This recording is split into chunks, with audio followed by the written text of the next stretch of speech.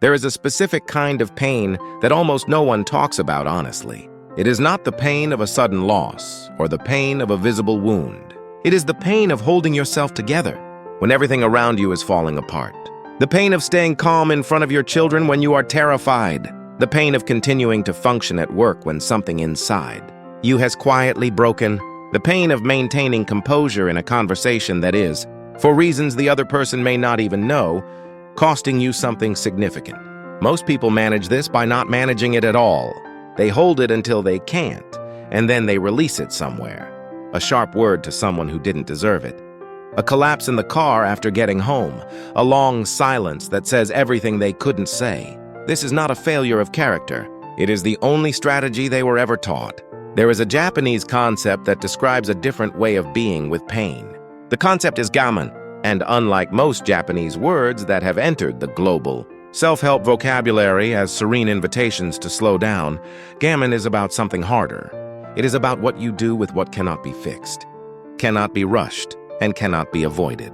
It is about the quality of endurance, not merely surviving what is difficult, but maintaining something essential about yourself while you survive it. The word gaman is built from two characters. The first, ga, contains a meaning related to the self, the part of us that asserts, resists, or holds on. The second man is related to fullness or saturation. Together, the concept describes something like the self at its limit, pressed to the edge of what it can contain, and the practice of remaining composed at that edge. In Japan, gaman is not an extraordinary act. It is a daily orientation. The salary man who says nothing when a client speaks to him with disrespect. The elderly woman who continues, tending her garden in the months after her husband dies. The parent who stays present at the dinner table, even when their mind is somewhere they cannot go right now. None of these are acts of suppression in the clinical sense. They are acts of self-possession. The person knows what they are feeling.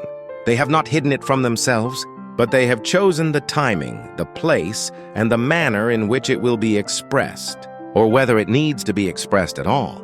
This distinction matters enormously because the Western cultural tendency has been to conflate composure with repression. To hold yourself together is interpreted in much of contemporary psychology as a failure to process. The correct response to difficulty in this framework is rapid disclosure. Express, release, share, process. Holding anything in is a symptom, not a strategy. Gaman does not agree with this, and the evidence, as it turns out, is more complicated than the framework suggests. The research on emotional regulation distinguishes between two fundamentally different strategies, reappraisal and suppression. Suppression means hiding the emotion after it has arisen, performing calm while feeling chaos. Reappraisal means changing the interpretation of the situation before the full emotional response develops. The evidence is clear that these two strategies have very different outcomes. Suppression is associated with higher physiological stress and worse relationship quality over time. Reappraisal is associated with reduced negative affect and better well-being.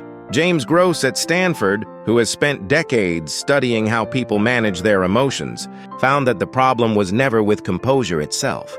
The problem was with how composure was achieved.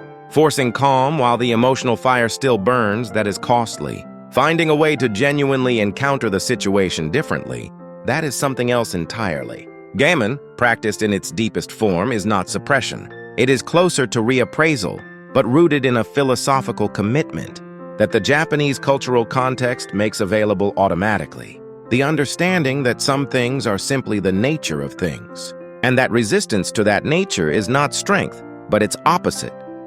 The philosophical tradition behind gaman is inseparable from the Buddhist concept of impermanence. The recognition that all conditions are temporary, that suffering is a natural and expected feature of human experience, rather than an error to be immediately corrected, and that the dignified response to suffering is not to fight it into submission, but to remain present within it without being destroyed by it. The samurai tradition gave this an almost aesthetic dimension. There is a Japanese phrase, mono, know aware the pathos of things, the bittersweet awareness of transience. The warrior who trained in gaman was not training to feel nothing. He was training to feel clearly and completely, without losing the thread of himself in the feeling. The cherry blossoms fall. The battle is lost. The person you depended on is gone. These things are true. The question is not whether to feel them, you will feel them regardless, but whether the feeling will have you or whether you will remain present with it. This is a different frame than the one most people in the modern world were given. The dominant modern frame is problem solving. Identify the source of pain, address it, resolve it. Where resolution is not possible, escalate, seek support. Seek therapy, seek a change in the situation. These are not wrong, but they create a blind spot. Not everything can be resolved. Not everything has a solution available in the present moment. Some situations require presence without relief, endurance without rescue. Gammon is the practice for those situations. The clearest modern illustration of gammon at scale came in March 2011, when the earthquake and tsunami struck the northeastern coast of Japan. Foreign journalists sent to report on the disaster described something they were not prepared for: the absence of visible collapse. People stood in lines for water and food, in near-freezing temperatures, in silence. There was grief, but it was not performed. There was fear, but it did not become disorder. An elderly woman who had lost her home described her situation in terms that translate roughly as: we just have to endure, not resigned, not defeated, factual. This is the nature of what has happened. We will be present within it. This is not the suppression of trauma. Many of the survivors went on to experience what clinicians would recognize as post-traumatic stress. The endurance did not prevent the wound, but it preserved something during the immediate crisis that allowed function to continue, communities to remain coherent, and the work of survival to proceed without the additional damage that breakdown would have caused. Gammon is not a solution to pain. It is a relationship with pain that preserves capacity during the time when capacity is most needed. The question that most people ask at this point is how, because advice to be more composed in the face of difficulty sounds, when pain is acute, like advice to be someone else entirely. The Japanese answer is not technique, it is orientation. Gammon is a long training, not a method. It is built through small daily encounters with discomfort that are met with presence, rather than avoidance, the cold water.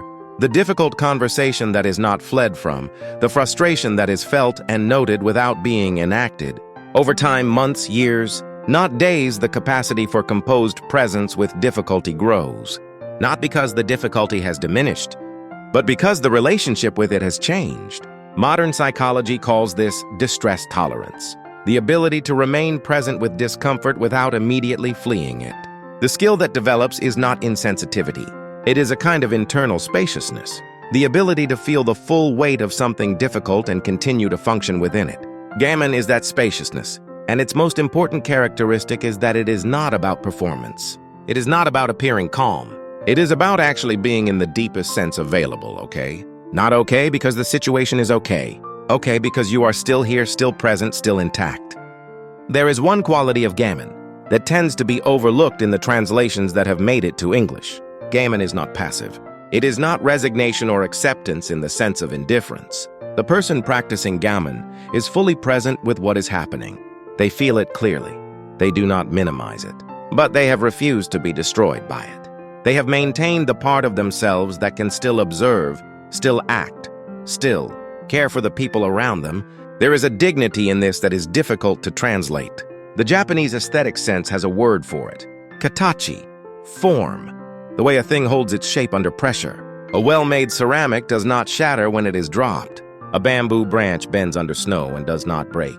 The practitioner of gammon is a person who holds their form when the world is applying pressure. That quality, the capacity to remain recognizably yourself, when everything outside is demanding that you dissolve, is perhaps the most necessary thing there is. And it is, in the Japanese understanding, not a gift you are born with or denied. It is something you grow slowly, through 1,000 small acts of staying present when every instinct tells you to run.